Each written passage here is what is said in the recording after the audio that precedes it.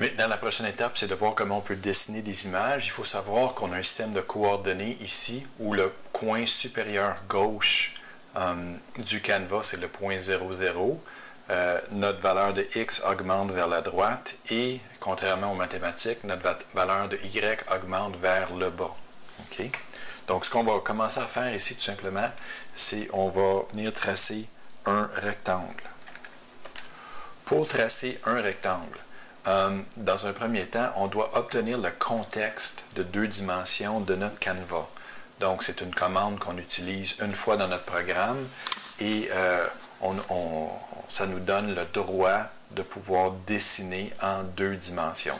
Donc, cette variable-là, je l'ai tout simplement nommée C parce qu'on va avoir à l'utiliser souvent et on ne veut pas passer notre temps à taper le nom d'une longue variable. C'est ce qu'on appelle un contexte. Donc, la variable C va être égale au contexte de 2 dimensions de notre canevas qu'on a précédemment défini ici à la ligne 7. Okay? Donc, si on veut avoir un rectangle qui a été rempli, on va voir qu'on peut travailler avec des rectangles, des lignes, des cercles, évidemment, des arcs de cercle. Donc, ce qu'on veut, c'est avec notre outil de dessin que j'ai tout simplement appelé C, on veut avoir un rectangle qui est plein, donc Rectangle Fill, et il y a 4 paramètres à préciser. Les 2 premiers paramètres se trouvent à être les coordonnées en X et en Y de notre rectangle. Donc, si on veut les placer complètement en haut à gauche, on choisirait 0, 0, et on aurait, par exemple, une largeur de, par exemple, 200 pixels et une hauteur de 400 pixels.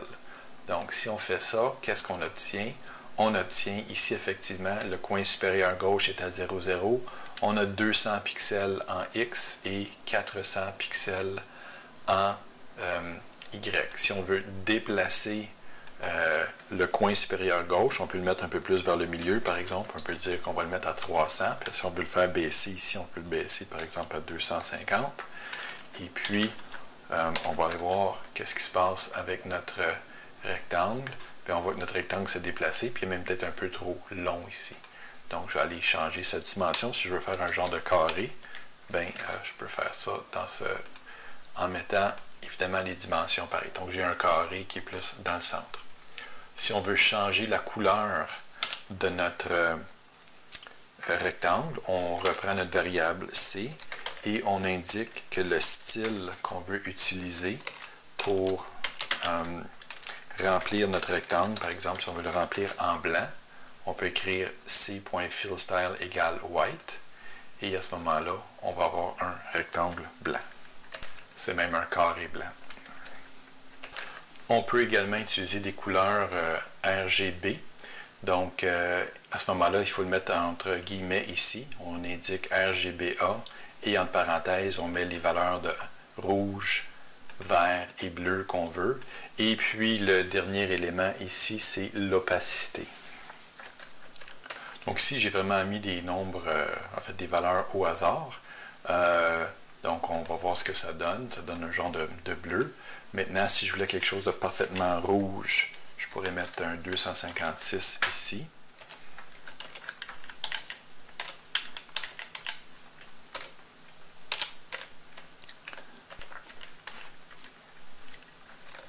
Donc ici, si je décide d'avoir un autre carré, je vais déplacer par exemple son centre un peu et ses valeurs x, y.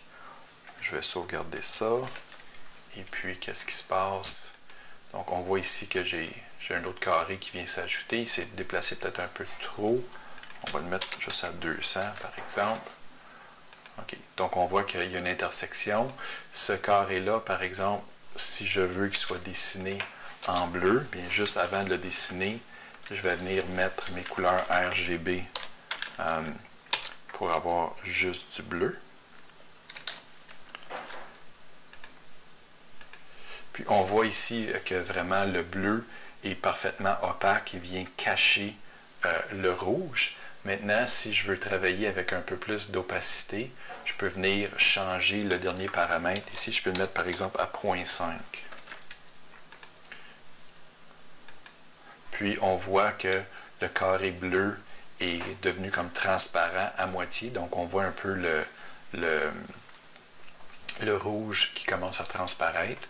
Si je veux réduire l'opacité, par exemple, à 0.1, ben, on voit là que notre carré est presque pas visible. Puis évidemment, ben, il y a le vert en dessous aussi là, qui transparaît à travers le carré bleu. Donc ça, on ne l'utilisera pas nécessairement dans notre jeu, mais je voulais vous montrer que c'est possible de changer. Quand on veut changer la couleur d'un élément, on peut choisir une valeur RGB et aussi donner une valeur d'opacité. OK, maintenant qu'on a vu comment remplir un rectangle, on va voir comment on peut dessiner un cercle. Bon, un cercle, c'est un petit peu plus compliqué. Je vous avoue que vous allez mieux comprendre tous ces concepts-là quand vous allez faire vos mathématiques en 5e secondaire, mais je vais faire du mieux que je peux là, pour vous expliquer un peu comment on dessine un cercle. Donc, en HTML, la première chose qu'on fait quand on veut dessiner un cercle, c'est qu'on dit qu'on veut dessiner un trajet, une trajectoire. Donc, il faut dire à notre système qu'on veut débuter un trait. On va appeler ça un trait de crayon, par exemple. Donc, on peut s'imaginer que la commande de la ligne 15, ici, spécifie qu'on veut commencer un trait de crayon. Donc, point begin path. Ensuite, quand on y pense, ben, un cercle, c'est un arc. Okay? Donc, là, il y a beaucoup d'informations qu'il faut prévoir. Donc, c'est un arc complet. Donc, on va commencer par préciser les coordonnées où on veut commencer à dessiner notre arc. Okay? En fait, ça se trouve être les coordonnées du centre du cercle. Donc, 200, 200 ici, c'est ce que j'ai choisi. 50 ici, c'est le rayon de l'arc ou du cercle qu'on veut tracer. Donc, 50 pixels. Le reste ici, okay, ça nous dit qu'on veut commencer à l'angle 0 et qu'on veut continuer jusqu'à l'angle 2π. Okay? Math.pi, c'est la valeur pi que vous connaissez en mathématiques. Vous savez que la circonférence d'un cercle, c'est 2 fois pi fois son rayon. Donc, quand on veut faire le tour d'un cercle au complet, il faut toujours multiplier par 2π. Donc, ces informations-là, vous allez voir ça l'an prochain en mathématiques 5e secondaire. Faites-moi confiance pour l'instant. Puis le force ici, c'est tout simplement un paramètre là, qui est demandé. Donc, on n'aura pas à travailler souvent avec ces paramètres-là. Ce qu'on va surtout modifier, ça va être la valeur de x, y du centre du cercle et la valeur de son rayon. Donc, pour tout le reste, ici, on n'y touchera pas. Okay? Donc, et quand on a fini, donc ce qu'on est en train de faire ici, c'est qu'on se dit qu'on commence un trait de crayon, que notre trait de crayon va être un arc. Un arc, c'est un peu comme si on mettait un compas dont le centre est à 200, 200, le rayon est de 50 pixels, et on faisait un tour complet du cercle. Et quand on a fini, ben, ce qu'on peut faire ici, c'est qu'on peut indiquer au système qu'on complète, on fait vraiment notre trait de crayon. Puis, voilà, ça trace un cercle en noir ici. Bon, nous, on va vouloir avoir des balles. Donc, ce n'est pas vraiment un stroke qu'on va vouloir faire. On va vouloir remplir le dedans de notre trajet. Donc, on va vouloir faire un fill à la place. Et puis, ça nous donne un cercle ou un disque noir. Et puis, évidemment, ben, et si on veut que ce soit une balle de ping-pong, bon, souvent, les balles de ping-pong vont tout simplement être blanches. Donc, on va venir indiquer ici que on veut que la peinture ou la couleur qu'on met à l'intérieur de notre cercle soit du blanc. Donc voilà, si on veut, par exemple, dessiner un autre cercle ailleurs, à ce moment-là, bien, on peut juste copier notre ligne, changer la valeur. Si on veut tasser notre cercle, par exemple, plus vers la gauche, à ce moment-là, on peut le sauvegarder, puis on va avoir deux cercles. Okay? Donc, on voit ici qu'on a le même rayon, on a la même valeur de y, mais notre valeur de x a changé. Donc, effectivement, notre rayon est pareil, notre valeur de X a changé.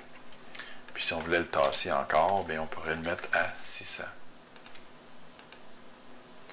Donc, ça va être l'idée de, quand on va vouloir avoir de l'animation, c'est qu'on va venir modifier, quand on va vouloir que notre cercle se déplace, on va vouloir venir modifier nos X et nos Y rapidement, à chaque fois que par exemple, on va vouloir changer ça 60 fois par seconde pour que l'utilisateur qui regarde notre écran ait l'impression que le cercle se déplace. Donc, ça va être le grand principe pour faire ça.